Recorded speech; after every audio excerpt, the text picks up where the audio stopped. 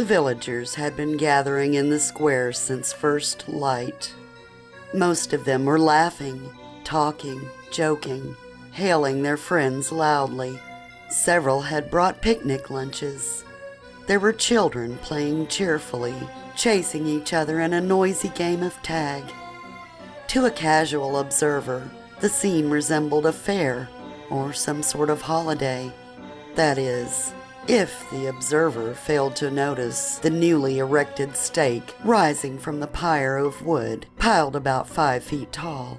Both the pyre and the stake had been built in the middle of a raised wooden platform about 6 feet high. Its boards were blackened, but sturdy enough. Some of the villagers were somber and were praying, but the majority didn't bother to even pretend that this witch burning was anything other than what it was to them: entertainment. Many of them didn't believe in witches any more than Samuel Ruark, who was doing last-minute preparations and looked as cheerful as the others, even behind his ceremonial executioner's mask. A burning was exciting to watch, one of the few forms of entertainment the hard-working villagers had available. This attitude was unspoken, of course, but prevalent. Their waiting was nearly over. At the sound of the guards approaching, the arms of their prisoner gripped between the two of them on either side. The crowd was momentarily quiet, then swelled with an even louder sound than before as they roared their approval of the beauty they would see burn this day. Atop the platform, beside the tall pyre of wood, atop which the stake loomed ominously, Samuel observed Miranda's procession, a fairly short walk from the prison, and was somewhat surprised to note that she'd somehow managed to mend the tattered remains of her red gown he'd torn from her so brutally the night before. It wasn't completely whole, but it covered her body just enough to be tantalizing. Her neck and shoulders were bare, her breasts to the tops of her thighs were covered, and the rest hung in strips that barely concealed her long legs, which were visible in glances, which called attention to them. Her feet were bare. She would make a stunning sight atop the pyre. Samuel liked to put on a good show. He was again dismayed to see that even while approaching the stake, she maintained an outward calm, her lips curving into a smirking smile at the jeering and cheering crowd. He shook his head in bewilderment. This one was definitely strange, disturbing even. Miranda squinted at the sudden daylight when she was led from the prison. There was a crowd gathered just outside the prison as well as in the square to see the witch be led out. A few of the bolder ones had already begun the cries of "Burn the witch!" and were quite startled when Miranda smiled at them. When her eyes adjusted to the light, Miranda eagerly gazed about her at all the faces, the laughing ones, the jeering ones, and met every one of their stares with her own strange and beautiful eyes. They seemed more vibrantly blue than ever, and appeared to flash with their own fire. During the short walk to the square, Miranda looked nearly as cheerful as the crowd. Only once did her smile slip, then disappear entirely. It was the sight of the children in the crowd, their games momentarily halted in order to gaze at the beautiful witch as she passed by. She had forgotten there would be children. She would have to be careful and wasn't sure how. She wanted no harm to come to the little ones. Damn these stupid mortals, she thought bitterly. Was it not enough for them to revel in their own cruelty? Why did they have to teach it to their children? When Miranda and her entourage of guards reached the platform in the square, her 2 escorts walked her up the steps to Ruark. He would be the one leading her up the pyre and tying her to the stake. "Good morning, witch slut," he grinned. His voice was mocking. "Good morning, Samuel," she replied pertly. Sleep well? Samuel didn't bother to reply. Damn this bitch! He decided it would not only be a true pleasure to burn her, but a huge relief when she was gone. Her strange bravery was just too unsettling for his taste. He liked his victims crying and scared and pleading for their lives at this point.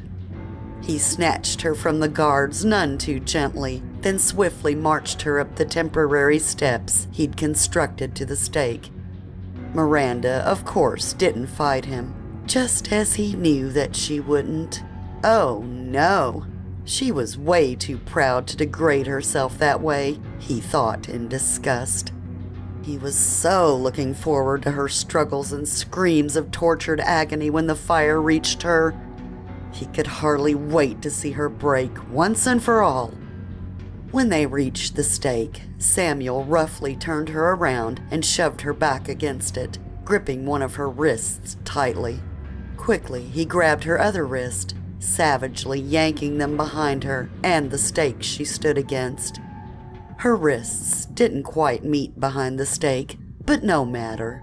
Samuel pulled them together as close as possible behind the wood, tying them tightly, tighter than usual for spite. First one wrist, then the other in a figure 8 pattern. Samuel then bent over to get the rest of the rope he'd already expertly cut and measured that morning. Even though his prisoner was adequately lashed, he wasn't done tying her. Samuel considered himself an artist with a rope, a stake, and a pretty doomed girl. He took his time. One length was wound around her neck several times, not too tightly. It wouldn't do for a victim to strangle before the real fun could begin. The next length circled her waist several times, also encircling her arms at the elbows. Another length was tied around her knees, the last one around her ankles. Samuel yanked the last knot as tightly as possible with a small grunt of satisfaction, then arose, standing back some to admire his work. He was quite pleased with the sight of the haughty Miranda being forced to stand unnaturally straight by her tight bonds. But something felt strange, wrong. He couldn't figure out what.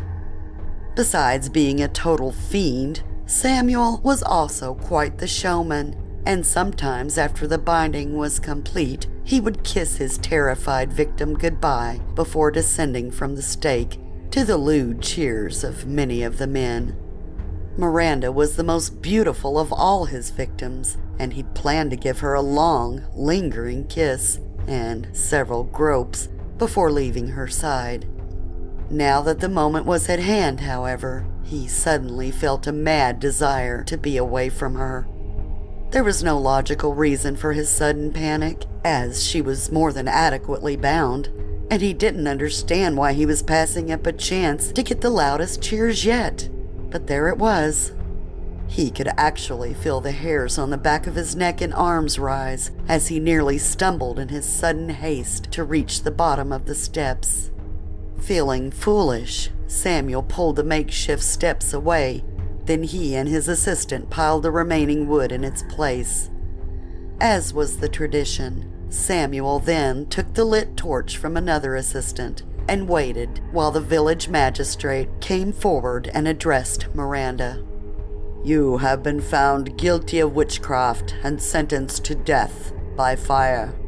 Do you have anything you wish to say before sentence is carried out?" This was when the condemned usually declared her innocence, often hysterically, one last time, despite the confessions tortured out of them. The crowd grew quiet. All were curious to hear what this one would say, and how she would say it. Miranda had been staring straight ahead, as if in a trance, ever since the binding had begun, her face devoid of all emotion, her gaze ignoring the large crowd. At the magistrate's words, she blinked as one awakening, her eyes sweeping the crowd once more before lifting above their heads and studying the horizon again. "I am a witch," she stated simply in a calm, clear voice. There was an uneasy collective gasp from the crowd, since no one had ever actually seen a witch admit it while at the stake. It was a first for the magistrate, too.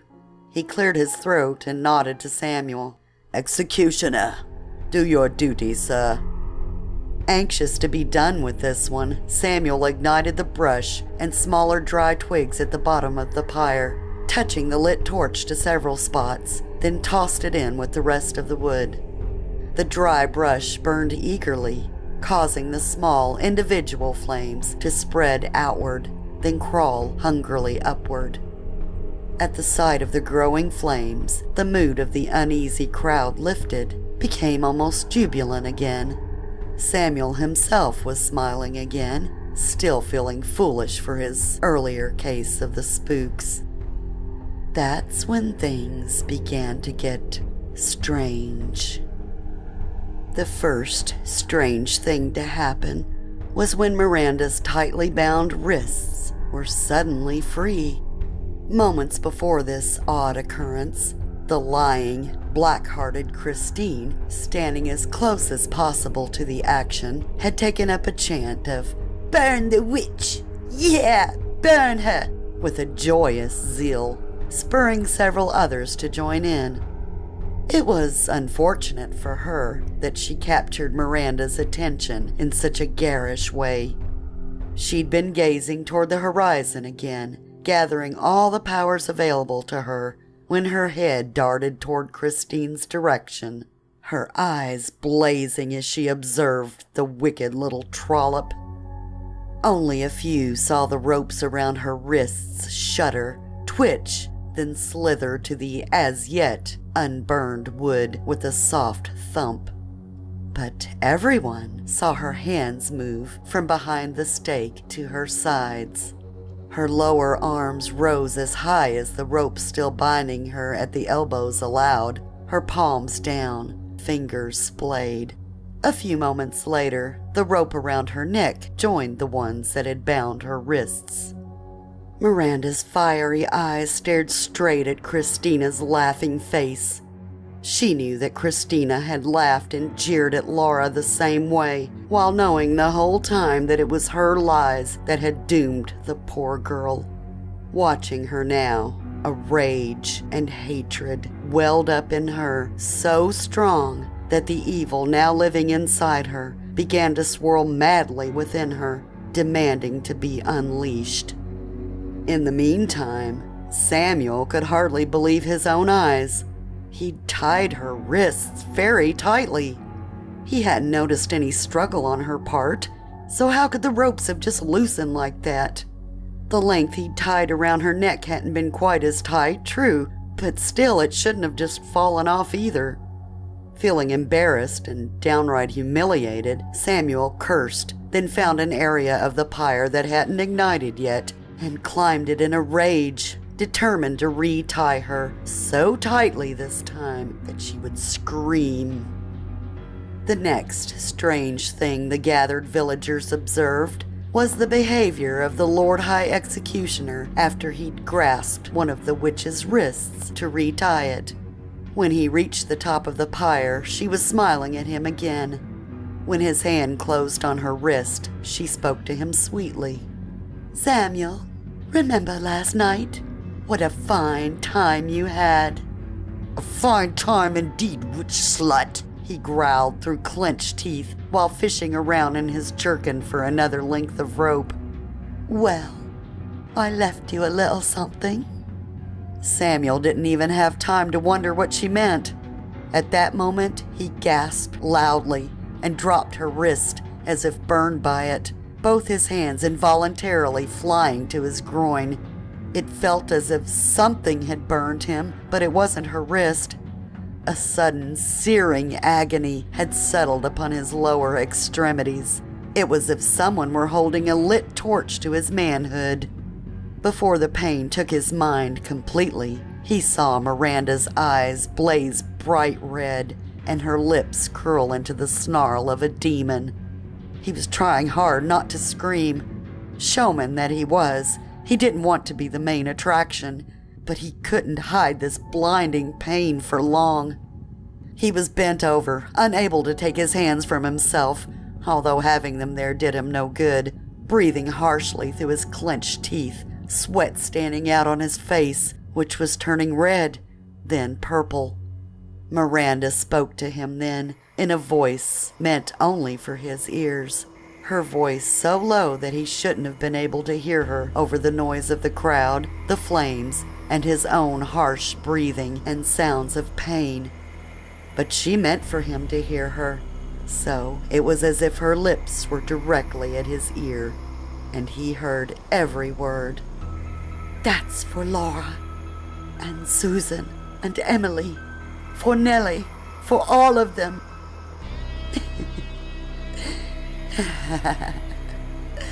"Oh, and for me too. Ooh, you're going to be ashes soon. Ooh, it's going to hurt so much. Ooh." Suddenly a fervent believer in witches, Samuel meant to lunge at her, to choke the life from her before the fire could even get close, briefly thinking that may end his pain. But he only managed a few shambling steps toward her before the unbearable pain obliterated all rational thought. Ultimately, it was too much to bear. Samuel screamed his agony as heartily as any of his victims ever had. Inevitably, he lost his footing on the pile of wood and tumbled to the bottom of the pyre, where his clothes promptly caught fire. He writhed and twisted on the platform where he'd landed, his feet kicking the boards with a thunderous noise that nearly rivaled his screams and howls. The next sequence of events happened so quickly that many of the assembled villagers didn't realize just how wrong things had gone until it was too late. The ones who did know were too shocked to do much more than gape, then later scream. Later, there was a lot of screaming. The wench Christina had kept up her screechy, cruel chant through most of Ruark and Miranda's final drama, pausing only to cackle wild laughter at the sight of Samuel tumbling down the pyre. Several joined in her laughter, until everything went to hell. Samuel's assistants had sprung into action immediately, beating his burning clothes with cloaks, but for some reason the fire refused to extinguish. Later, after much suffering, Samuel died with the sound of Miranda's laughter in his ears. Christina, who had stopped laughing when Samuel had burst into flames, pointed at Miranda, still bound except for her hands, which were once more spread at her sides, a wicked smile playing about her lips, which were moving wordlessly. "It's her!"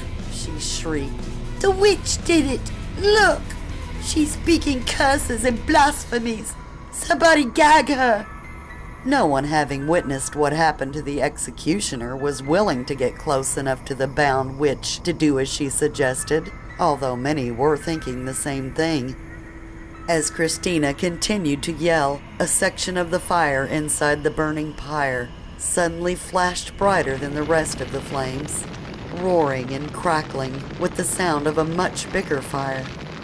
A few onlookers saw this bit of flame form itself into a ball, which rotated for a few moments, then seemed to quiver before hurtling itself from the wood straight at Christina. The fireball hit its mark with dead-on accuracy, and Christina's tirade was replaced with hysterical screams of terror, then pain as her dress burst into flame. Tom, Christina's fiancé with the roving eye, immediately leapt forward to save her, beating at her flaming dress with his cloak as futilely as Samuel's assistants had done for him. Tom didn't see the new fireball whizzing toward him and didn't realize he was hit till his hair caught fire. No one else who was nearby dared try to help the doomed couple, and when they fell together in a writhing, bawling, flaming heap, the shocked screams of the crowd grew louder as the nearest ones first backed away, then tried to flee. As the flames rose closer to Miranda, more fireballs began forming. They shot from the pyre one by one, hitting people, houses, trees, then quickly and greedily consumed whoever or whatever was unlucky enough to be in their path. The terrified onlookers, realizing what was happening, tried to run, and a few did manage to get away. Others were hindered by the throng of crowd toward the back, who were still as yet unaware of how terribly a simple witch burning had gotten out of hand. It had all happened so quickly, within seconds. The panic quickly spread, but when the crowd as a whole tried to run from the square, they ran headlong into nothing at all, or so it seemed. An invisible wall had erected itself from thin air, its perimeter surrounding most of the crowd who hadn't been fast enough to flee at the first signs of trouble. The strongest of men flung themselves against this unseen obstruction with all their strength, only to bounce backwards. A few, determined to stay calm, slowly felt their way along the invisible wall, looking for an opening, their panic rising steadily when they found none. Their horror made complete by seeing freedom and escape only inches away, but unreachable. Meanwhile, the fireballs kept flying. Some of them bounced off the barrier, landing on whoever was in the way. They could see the smoke rising into the sky, so they weren't completely closed in, but no one could climb this invisible wall, though many frantically tried. The panicked and terrified screams grew louder. Pandemonium ruled as these villagers, who had turned out so early, so eager to see a good burning, found themselves trapped in their own town square, unable to escape the fate they'd enjoyed watching so many others suffer. At one point, a little girl, no older than 7 or 8, was pounding against the obstruction, crying hysterically to be let out. As she beat her small fists against the wall, she suddenly found she was beating air when the invisible wall opened for her. She quickly ran through and was followed by a few very lucky adults who happened to be near enough to see her escape. Then, just as quickly, the small opening snapped shut again. The people who were running for this escape screamed with renewed terror when they slammed into solid, unseen wall once again. The handful of people lucky enough to be on the outside were screaming as loudly as the ones still trapped inside. Many were pounding on the obstruction from the outside, calling to friends and loved ones they were helpless to reach, although they were only inches away and pounding from the inside. Some who had made it out simply ran, as fast and as far as they could go. Above the screams of the terrified and dying, above the roar of the ever-growing fires, a woman's laughter rang clearly and was heard by those both inside and outside the deadly circle. The laughter was rich and melodious, and unmistakably insane. No one needed to look up at the woman still bound to the stake to know where the laughter was coming from. A few did look and fell to their knees, begging her loudly to spare them her fury.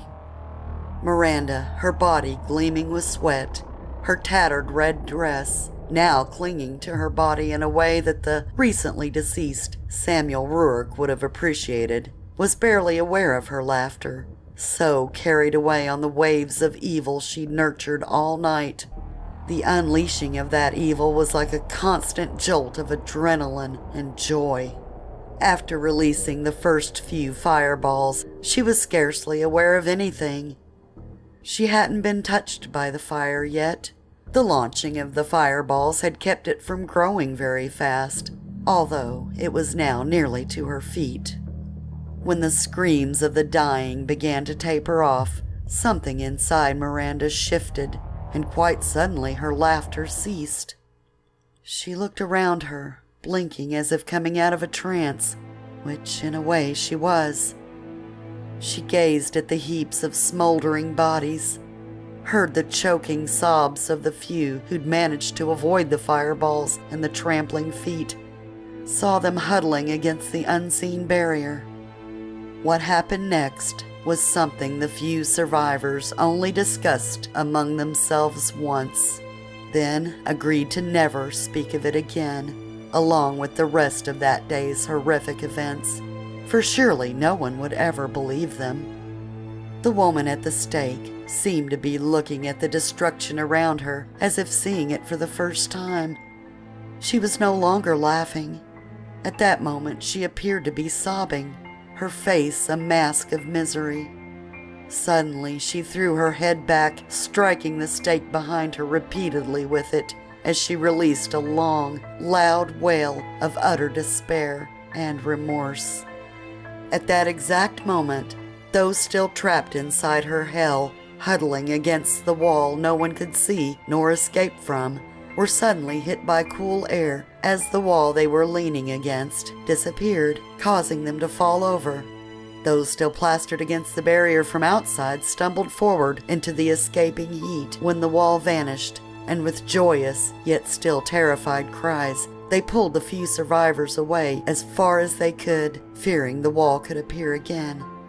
Once again, some ran without looking back, while others transfixed to the spot, unable to tear their gaze from the woman who was now screaming and writhing in her bonds with an agony that had nothing to do with the rising flames.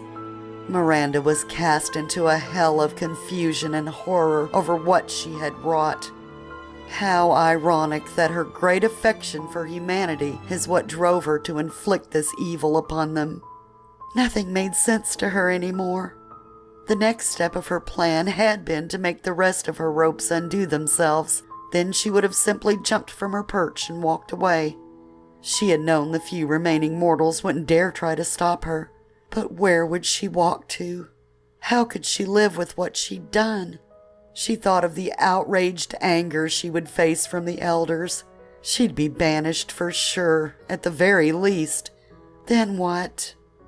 Her despair and shame and grief was just too much.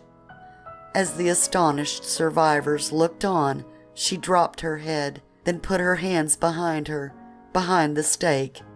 Soon the rope that had bound them before, still whole, although tiny bits of flame were clinging to it, rose from where it had dropped earlier, and wound itself around and around her wrists once more, in the same figure 8 pattern. The witnesses saw Miranda raise her tear-streaked face once. Then they stumbled backwards, startled when the flames from the pyre unexpectedly leaped up with an audible whoosh and eagerly enveloped the tragic figure of the lovely, sobbing Miranda till she could no longer be seen through the inferno. The fire, brighter and more intense than any of them had ever seen, roared and blazed for several minutes with a fearsome fury, until the woman's screams faded away with a haunting echo. Then, just as quickly, it dropped back down to the level it had been burning at, right below where her feet had been. Mysteriously, there was no charred body or even a skeleton where she'd been standing. Later, when the fire had burned itself out, not a trace of the woman known as Miranda could be found. It was as if the fire had devoured her whole. When the group of survivors later discussed what they had seen, before they swore to never speak of it again, all were in agreement. There was no one who had witnessed the burning of Miranda who doubted for a moment that it was a suicide.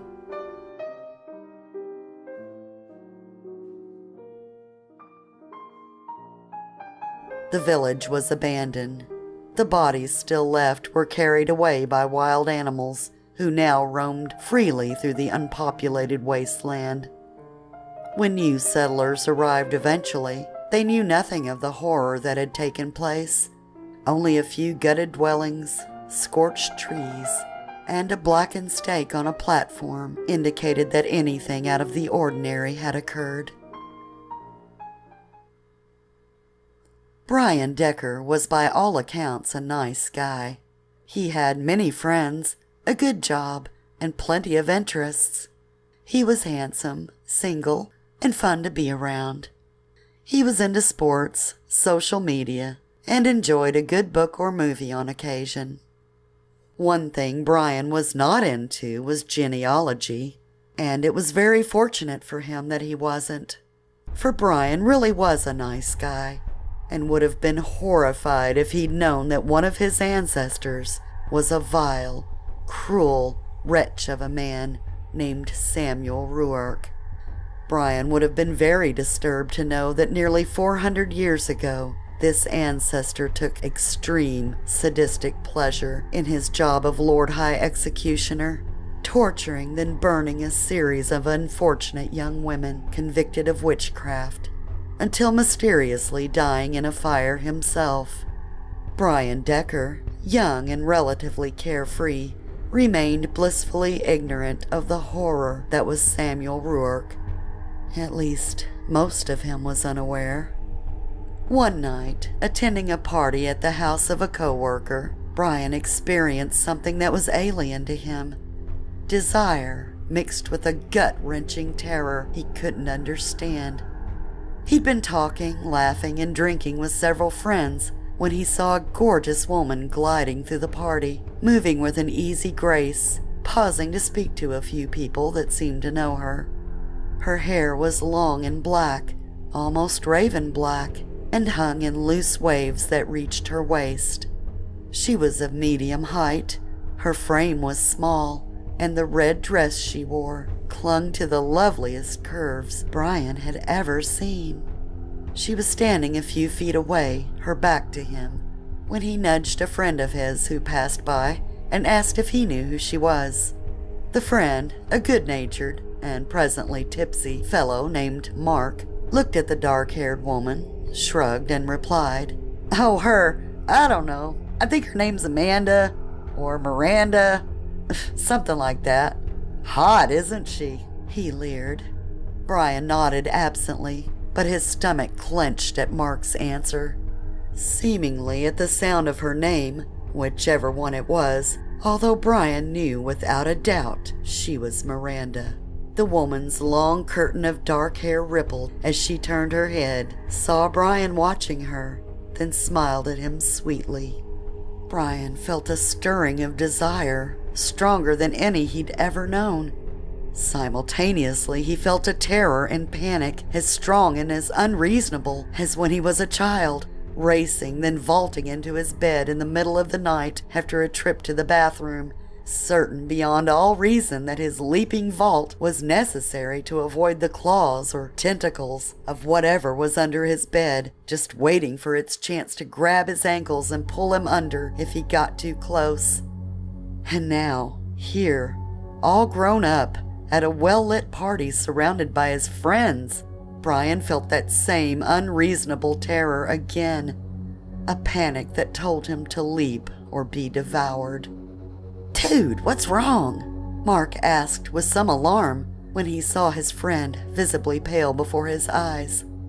I gotta go," Brian replied. Then hurriedly setting his drink down on the nearest table, he nearly ran from the house, not stopping to say goodbye to anyone, a nameless, primitive panic spurring him on. That night, he dreamed of fire.